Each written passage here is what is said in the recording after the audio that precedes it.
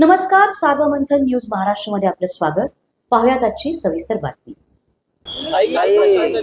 राजीनामा दिलेला आहे. तुम्ही असं म्हणत होता की ते नाराज नाहीयेत, तुमच्या चर्चा सुरू आहेत, पण काल त्यांनी अखेर राजीनामा दिलेला आहे. तुमची काय प्रतिक्रिया यावर? त्यांना मनापासून शुभेच्छा और रोज नई सुबह होती है.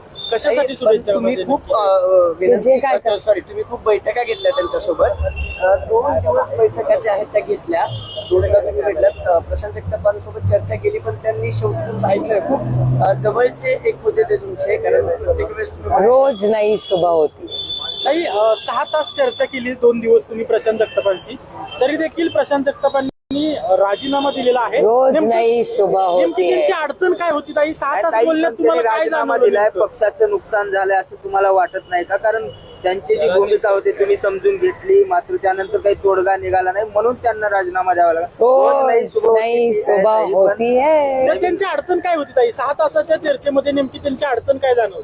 माझं पोट खूप मोठं आहे. की आम्ही महाविकास आघाडीचे घटक अहो. पक्ष आहोत, मात्र आता दोन्ही राष्ट्रवादी एकत्र लढल्या तर आम्ही वेगळं लढू असं विजय वडेट्टीवारच आम्ही तुम्ही खूप वयाने लहान आहात, तुम्हाला आठवत नसेल, म्हणजे माहिती पण कदाचित नसेल, कारण का तुम्ही खूप यंग रिपोर्टर्स आहात. 18 वर्ष जेव्हा राष्ट्रवादी काँग्रेस आणि काँग्रेस एकत्र करायचे ना, आमचं सरकार होतं, तेव्हा आम्ही कुठलंच इलेक्शन कधीच एकत्र लढलो नाही. आम्ही नेहमीच, कारण का हे इलेक्शन कार्यकर्त्यांचं इलेक्शन आहे. तिथे जर सगळ्या आघाड्या जर अशा होत राहिल्या तर कार्यकर्त्याला तिकीट कधी मिळणार? म्हणून काँग्रेस आणि राष्ट्रवादी काँग्रेस पक्ष 18 वर्ष सत्तेत एकत्र होतं. आम्ही लोकल बॉडीचं एकही इलेक्शन एकत्र लढलो नाही, एकही नाही. त्या दोन्ही राष्ट्रवादी एकत्रित होण्यावरती आज किंवा उद्या शिक्कामोर्तब होणार आहे असं बातम्या आहेत. नाही, चर्चा चाललेल्या आहेत, पण फायनल त्याचा एक निर्णय जे होणं गरजेचं आहे, तो फायनल प्रस्ताव जोपर्यंत येत नाही तोपर्यंत बोलणं संयुक्तिक होणार नाही.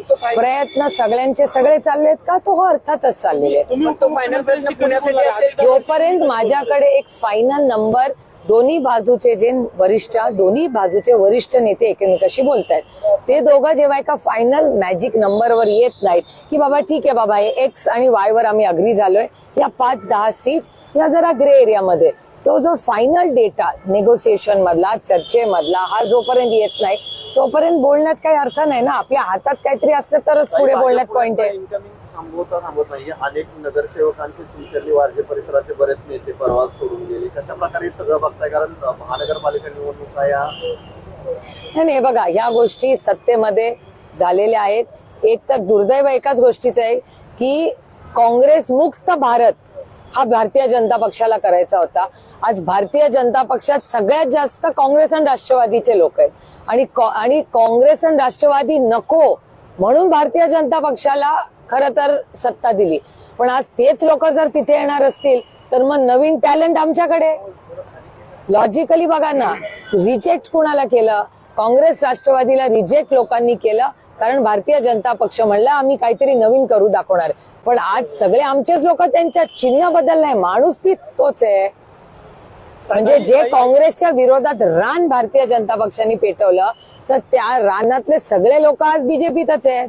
मग काय झालं? फक्त चिन्ह बदललं, लोक तेच आहेत. एक तर अजून काय आमचं ठरलंय हे कशात काही नाहीये. त्याच्यामुळे मला असं वाटतं तो सगळा प्रस्ताव डिस्कशन आधी याची वाट बघूया. त्याच्यानंतर अटीशर्ती माणूस कधी घालतो?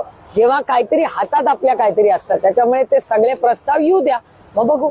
ताई, लोकसभा विधानसभा निवडणूक तुम्ही दादांच्या पक्षाच्या विरोधात लढला. जो रस्त्यावरचा कार्यकर्ता आहे तो दादांच्या विरोधात टोकाची भूमिका घेताना दिसला. मात्र आता तुम्ही दादा एकत्र येत आहेत. जे कार्यकर्ते निष्ठेने लढले होते त्यांचं कुठेतरी खच्चीकरण होणार ह्याच्या. तुम्ही कशाला ती काळजी करता? मेहू ना, सुप्रिया सुळे कशाला? आणि नाही, शरद पवार आहेत ना अजून. सगळे कार्यकर्ते आणि पक्ष, मी या भ्रमात नाहीये ना, ताई भ्रमात आहेत ना, हे भ्रमात आहे. हा पक्ष आदरणीय पवार साहेबांकडे बघून चालतो. त्याच्यामुळे माझी सगळ्या मीडियावाल्यांना विनम्र विनंती आहे की चिंता तुम्ही करू नका. तुमचं चॅनल कसं चालतं ह्याची काळजी करा. आमचे कार्यकर्त्यांचं बघायला आम्ही सक्षम आहोत आणि टायगर अभी जिंदा आहे. सार्वमंथन न्यूज महाराष्ट्राला लाईक करा, शेअर करा, सबस्क्राईब करा.